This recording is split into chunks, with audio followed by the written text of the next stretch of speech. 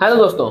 तो स्वागत है आपका हमारे YouTube channel knowledge with Rishabh पर। तो कैसे हैं आप? उम्मीद है आप सब बहुत अच्छे होंगे और आपकी पढ़ाई बहुत अच्छे से चल रही होगी। पिछले लेक्चर में हम लोगों ने क्लास 10th के क्या किया था, ब्लूप्रिंट के क्वेश्चन कर रहे थे, ठीक, जिसमें से हम लोगों ने एक कर लिया था, ठीक है, दो और बचा था, ठीक है। तो आज उन दोनों ब्लूप्रिंट्स के क्वेश्चन को हम सॉल्व करेंगे। एक बॉक्स कर लिए थे, दो बॉक्स बचा था, ठीक। चलिए तो ओपन करते हैं हम। आ गया, देखिए ये इसमें आपका दूसरे बॉक्स में दो क्वेश्चन है और शायद थर्ड बॉक्स में भी दो ही क्वेश्चन है, मे बी, ठीक है। थर्ड बॉक्स में तीन क्वेश्चन है, ठीक। तो आज ये सारे ब्लूप्रिंट्स के क्वेश्चन को हम सॉल्व करेंगे, ठीक है। चलिए तो स्टार्ट करते हैं आपके यूट्यूब चैनल नॉलेज विषय पर इन क्वेश्चंस को देखना। देखिए सबसे पहला जो है क्वेश्चन आपका वो क्या है, बोला है कोई पदार्थ एक्स है, ठीक है, और एक्स के विलयन का उपयोग सफेदी मतलब चूना करने के लिए करते हैं, ठीक है। कोई पदार्थ है एक्स, ठीक है, एक्स, और इस एक्स का यूज करते हैं हम चूना करने के लिए, ठीक है। समझ में आ गया? हाँ, एक्स का यूज करते हैं किसके लिए? चूना करने के लिए। अब बोल रहा है कि पहला पदार्थ एक्स का नाम बताइए, ठीक है, एक्स का नाम बताना है, ठीक है, एक्स का नाम बताइए, ठीक है। और फिर बोला है और अगर एक्स की क्रिया जल के साथ करा दी जाए तो क्या होगा? अगर इस एक्स की क्रिया वाटर के साथ करा दी जाए तो क्या होगा, ठीक है। चलिए तो आइए देखते हैं सारे क्वेश्चंस को एक एक करके। एक्स का यूज करते हैं चूना करने के लिए। भाई जब हम मार्केट में जाते हैं तो हम चूना करने के लिए जो लेके आते हैं, ठीक है, सफेद सफेद पत्थर टाइप का जो लेके आते हैं वो क्या होता है? वो चूना होता है। उसका फॉर्मूला होता है CaO। क्या होता है? CaO। इसका नाम है कैल्शियम ऑक्साइड। क्या नाम है? कैल्शियम ऑक्साइड, ठीक, ये इसका नाम है। अच्छा इसको और क्या कहते हैं? इसको हम कहते हैं बिना बूझा चूना। बिना बूझा चूना, ठीक है, या इसको कहते हैं quick lime. QUICK, quick lime. अच्छा देखिए क्विक लाइम कौन है, स्लैग लाइम कौन है, शायद इसमें बहुत लोगों को कंफ्यूजन होता होगा, ठीक। तो हम इसका एक छोटा सा तरीका बताते हैं आप लोग को।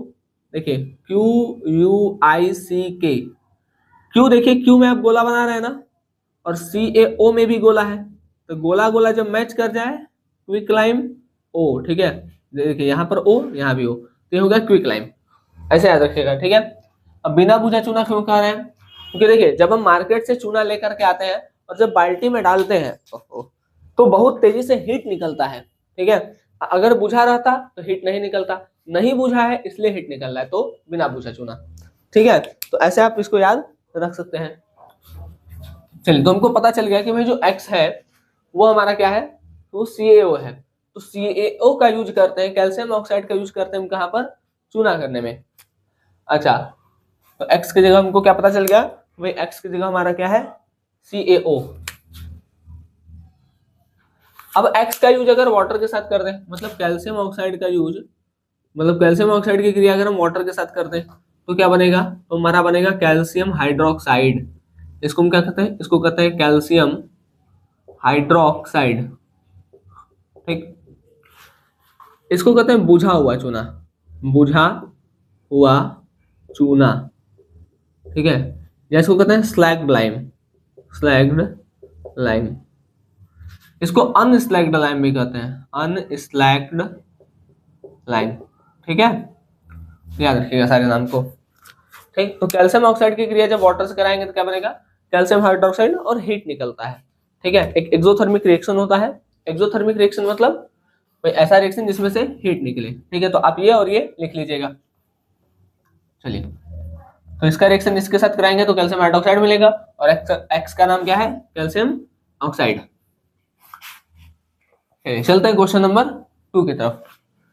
देखिए क्वेश्चन नंबर 2 क्या बोल रहा है, क्रियाकलाप 1.7 में एक परख नली में एकत्रित गैस की मात्रा दूसरी से दोगुनी क्यों है? उस गैस का नाम बताइए। अब देखिए 1.7 कहाँ गया? 1.8, 1.7, देखिए ये है 1.7, दिख रहा है आप सभी को? थोड़ा दूर करें, ये, ठीक है, ये फिगर है, दिख रहा है? तो यहां पर जो है ना, इसमें बोल रहा है कि इसमें एक गैस की मात्रा दूसरे से कहाँ गया दोगुनी है, ठीक है। एकत्रित गैस की मात्रा दूसरी से दोगुनी क्यों है? तो भाई वहां पर हम जल का अपघटन करा रहे हैं, ठीक है। तो जल के अपघटन में क्या होता है कि भाई H2 और O2 रिलीज मतलब H2 और O2 है जो बाहर निकल रहा है, ठीक है, हाइड्रोजन ऑक्सीजन। तो एक हाइड्रोजन से के साथ सॉरी एक ऑक्सीजन के साथ दो हाइड्रोजन होता है, तो एक ऑक्सीजन के साथ कितना हाइड्रोजन निकलेगा? दो हाइड्रोजन बाहर निकलेगा। तो जो दोगुना है वो हाइड्रोजन है, ठीक है। जो दुगुना गैस है वो दुगुना गैस क्या है? दुगुना गैस जो है वो है हाइड्रोजन, ठीक है। ये आप लिख सकते हैं कि जब हम हाइड्रोलिसिस करा रहे हैं तो क्या हाइड्रोलिसिस मतलब वाटर को तोड़ रहे हैं, तो एक दो H के साथ एक ऑक्सीजन निकलता है, ठीक है, या एक ऑक्सीजन के अणु के साथ दो गैस के अणु बाहर निकलते हैं। तो भाई एक के साथ दो, तो दुगना कौन है भाई? ये एक है, ये दो है, इसका जस्ट दुगना हो गया। तो दुगना गैस जो है वो हाइड्रोजन है और जो एक गैस है वो ऑक्सीजन है, ठीक। चलिए चलते हैं आगे, इसको रिएक्शन भी करके लिख सकते हैं। अरे ये तो बहुत पीछे चला गया, ओके। देखिए इसको रिएक्शन करके भी लिख सकते हैं। H2O, ठीक है, इलेक्ट्रिक करंट दे रहे हैं, तो यहां पर क्या होगा? H2 प्लस हाफ O2, ठीक है। H2 हाफ O2 का मतलब होता है एक ऑक्सीजन, ठीक। या अगर हम यहाँ दो कर दें, ऐसे देख लीजिए, यहाँ पर दो होगा और यहाँ पर केवल O2 होगा। तो देखिए दो दूनी चार हाइड्रोजन, ठीक, और दो ऑक्सीजन। तो भाई हाइड्रोजन क्या है? हाइड्रोजन जो गैस की मात्रा है वो दो गुनी है, ठीक है। किससे? ऑक्सीजन से। हाइड्रोजन जो है दुगुना है ऑक्सीजन से, ठीक है। चलिए तो ये हमारा होता है क्वेश्चन यहाँ पर समाप्त। अब बढ़ते हैं अगले क्वेश्चन की तरफ। अगला क्वेश्चन हमारा क्या है? कहाँ गया? चलिए ये ब्लूप्रिंट का मतलब लास्ट है ब्लूप्रिंट वाला जो बॉक्स है, ठीक है। इसको करते हैं क्वेश्चंस को। बोला है जब लोहे की कील को कॉपर सल्फेट के विलयन में डुबोया जाता है तो विलयन का कलर क्यों चेंज हो जाता है? बहुत फेमस क्वेश्चन है, ठीक है। जब लोहे की कील मतलब देखिए ये मान लेते हैं ये कॉपर सल्फेट का विलयन है, ठीक है। कॉपर सल्फेट का विलयन होता है ब्लू, ठीक है। तो ब्लू से हम इसको बना भी दे रहे हैं, ब्लू ब्लू ब्लू मार्कर दिया है, ठीक है, ब्लू, ठीक, ब्लू से बना दिए। तो ये क्या है? ये हमारा है CuSO4, ये है कॉपर सल्फेट। अब कॉपर सल्फेट के विलयन में जब हम लोहे की कील डाल देते हैं, हम क्या डाल दे रहे हैं? लोहे की कील, ठीक है, लोहे की क्या डाल रहे हैं? कील। तो अब इस सॉल्यूशन का कलर क्या हो जाता है? चेंज हो जाता है, ठीक है। कलर चेंज कर दें, कर दीजिए, रेड कर रहे हैं, ठीक है। सॉल्यूशन का कलर चेंज हो जा रहा है। देखो होता क्या है, जैसे कॉपर सल्फेट होता है तो कॉपर सल्फेट ब्लू कलर का होता है, ठीक है, कुछ ऐसा। कॉपर सल्फेट भी देख लीजिए आप लोग, देखिए ये हमारा कॉपर सल्फेट है, ठीक है। ये हमारा क्या दिख रहा है? ये हमारा क्या है? कॉपर सल्फेट है, ठीक। तो ये कॉपर सल्फेट ब्लू कलर का है, ठीक है।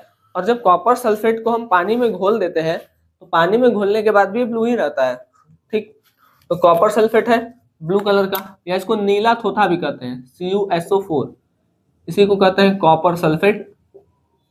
कॉपर सल्फेट, इसी का नाम है नीला थोथा, नीला थोथा, ठीक है, कॉपर सल्फेट। अब इसमें जब लोहे की कील मतलब आयरन डालते हैं तो होता क्या है कि आयरन ज्यादा क्रियाशील है कॉपर से। भाई आयरन सक्रियता श्रेणी में ऊपर है, कॉपर नीचे है। तो आयरन क्या करता है? आयरन इस कॉपर को हटा देता है, बनाता है FeSO4, फेरस सल्फेट, ठीक है, आयरन सल्फेट या फेरस सल्फेट, और क्या बना लेता है? और कॉपर को बाहर निकाल लेता है। तो जैसे जैसे आयरन कॉपर को निकालता रहता है, भाई तुरंत पूरा कॉपर थोड़ी हटा देगा, ठीक, धीरे धीरे क्या करता है? कॉपर को निकालता है और सॉल्यूशन का कलर धीरे धीरे चेंज होता है, ठीक है। तो चेंज हो गए वो ग्रीनिश हो जाता है, ठीक है। चलिए तो उम्मीद ये चीज आपको समझ में आई होंगी।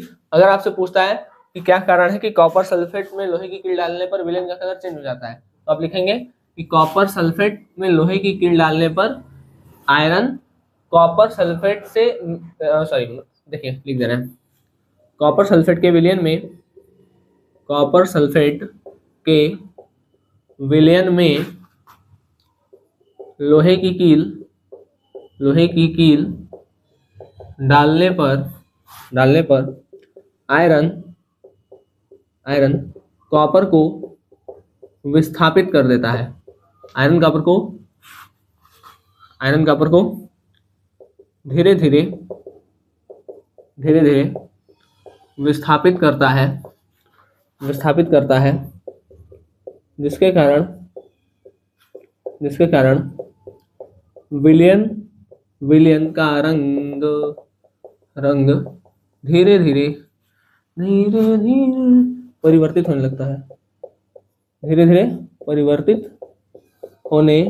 लगता है, ठीक है। और एक समय आएगा जब एकदम पूरा परिवर्तित हो जाएगा, ठीक है। बात समझ में आ गया? तो ये लिख लीजिएगा। चलिए चलते हैं अगले क्वेश्चन की तरफ। अगला क्वेश्चन हमसे क्या बोला है, पहले इसको मिटा लेते हैं और फिर हम बढ़ते हैं अगले क्वेश्चन की तरफ। आप लोग रिएक्शन लिखिएगा, ठीक है। रिएक्शन पहले दिखाइएगा और नीचे थ्योरी उसके बाद जब आप लिखेंगे तो। मिट जाओ जल्दी से। चलिए देखिए, तब तो क्वेश्चन पढ़े। बोला है क्रियाकलाप 1.10 में भिन्न द्विविस्थापन अभिक्रिया के उदाहरण दीजिए। अलग से देखिए, क्रियाकलाप 1.10 में आपका दिया है barium sulphate plus sodium sulphate plus barium chloride वाला दिया है। तो उसके अलावा एक देना है, तो हम दे देते हैं कोई सा भी। चलिए देखिए, हमको पता है कि जो सिल्वर नाइट्रेट होता है AgNO3, ठीक, सिल्वर नाइट्रेट, ये सोडियम क्लोराइड से क्रिया करके क्या बना देता है, ये बनाएगा sodium nitrate NaNO3 plus silver chloride AgCl, ठीक है, AgCl, ठीक है। सोडियम क्लोराइड और क्या बना लिया, AgCl। समझ में आ गया? चलिए, तो यहां पर क्या हुआ कि भाई ये यहां आ गया, वही द्विविस्थापन वाला, ठीक है। इसके मतलब जो हमको दिया है 1.10 में barium sodium sulphate and barium chloride के अलावा वाला, तो वो हम लिख दिए कि भाई सिल्वर नाइट्रेट की क्रिया सोडियम क्लोराइड से कराएंगे, तो सोडियम नाइट्रेट और सिल्वर क्लोराइड हमको मिलेगा, ठीक। चलिए अब चलते हैं अगले क्वेश्चन की तरफ। थर्ड क्वेश्चन क्या है हमारा, देखते हैं। तो लास्ट क्वेश्चन देख लेते हैं।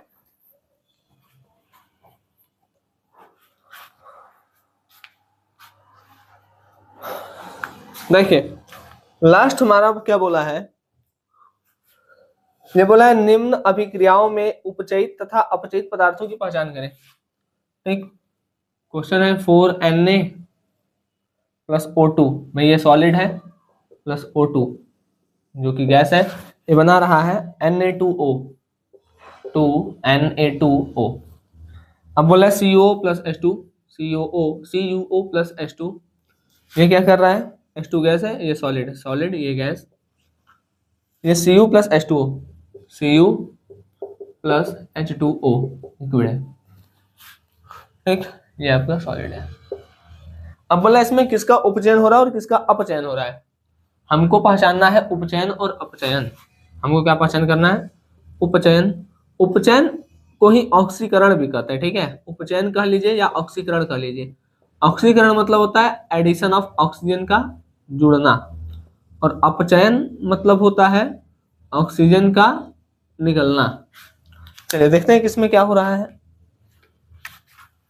सोडियम में ऑक्सीजन क्या हो रहा है, जुड़ रहा है, तो इसका उपचयन हो रहा है, ठीक है। क्या लिखेंगे, सोडियम में ऑक्सीजन जुड़ रहा है, इस कारण से सोडियम क्या हो रहा है, ऑक्सीकृत या उपचयित हो रहा है। कॉपर ऑक्साइड से, यहाँ देखिए कॉपर बन रहा है, कॉपर ऑक्साइड में से ऑक्सीजन निकल रहा है, इस कारण से कॉपर ऑक्साइड का अपचयन हो रहा है, ठीक। ये चीज हम बता सकते हैं। बात समझ में आ गया? चलिए, तो ये हमारा लास्ट क्वेश्चन था। उम्मीद है ये सारी बातें आपको समझ में आई होंगी, ठीक। मिलेंगे आपसे अगले लेक्चर में जब हम बात कर रहे होंगे ग्रीन पेज के क्वेश्चंस की, ठीक। चलिए, तब तक के लिए आप लोग अच्छे से पढ़ाई करते रहे। मिलेंगे आपसे अगले लेक्चर में।